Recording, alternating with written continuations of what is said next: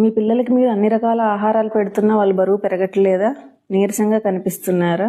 దీనికి కారణం ఏంటో నేను చెప్తాను. ఈ సంవత్సరం ఒడిశాకు సంబంధించిన ఒక ట్రైబల్ ఏరియాలో ఒక అధ్యయనం చేశారు. అక్కడున్న పిల్లల్లో 28.2% శాతం మట్టి ద్వారా సంక్రమించే ఒక పారాసైటిక్ ఇన్ఫెస్టేషన్ ఉందని కనుగొన్నారు. ఇదే ఆస్కారిస్ లుంబ్రికాయిడిస్. దీన్ని మనము తెలుగులో నులిపురుగులని పిలుస్తూ ఉంటాం. ఈ ఆస్కారిస్ లుంబ్రికాయిడిస్ని మనం జనరల్గా రౌండ్ వామ్ అంటాము. ఇది ఒక పరాన్నజీవి, అంటే పారాసైట్ అన్నమాట. ఈ ఆస్కారిస్ అనేది కడగని కూరగాయల్లోనూ, మట్టి ద్వారా, కలుషిత నీటిలోనూ వాటి గుడ్లు కనుక ఉంటేనూ మనకి వ్యాప్తిస్తుంది. ఈ రౌండ్ వామ్ ఇన్ఫెక్షన్ యొక్క సిమ్టమ్స్ ఎలా ఉంటాయి అంటే విపరీతమైన కడుపుల నొప్పి, వాంతులు, విరోచనాలు, పిల్లలకి ఎంత మంచి భోజనం పెడుతున్నా బరువు పెరగరు, నీరసించిపోతూ ఉంటారు.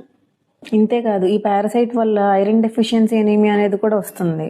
ఈ ఇన్ఫెక్షన్ని మనం సులువుగా నివారించుకోవచ్చు. కొన్ని సేఫ్టీ టిప్స్ ఫాలో అవుదాం. కూరగాయలని శుభ్రం చేసి వాడుకుందాం, ముఖ్యంగా రూట్ వెజిటేబుల్స్ అంటే క్యారెట్, రాడిష్ ఇలాంటివి.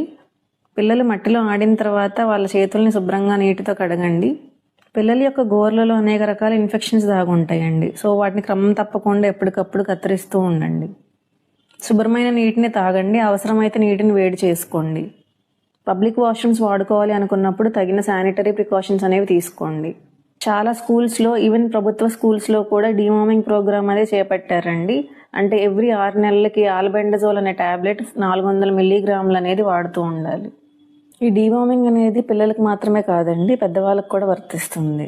మనం ఈ పారాసైట్స్ని మనలో పెంచడం కాదండి, మనం పెంచుకోవాల్సింది హెల్త్ మీద అవేర్నెస్ కోసం ఈ వీడియోని సాధ్యమైనంత వరకు షేర్ చేయండి.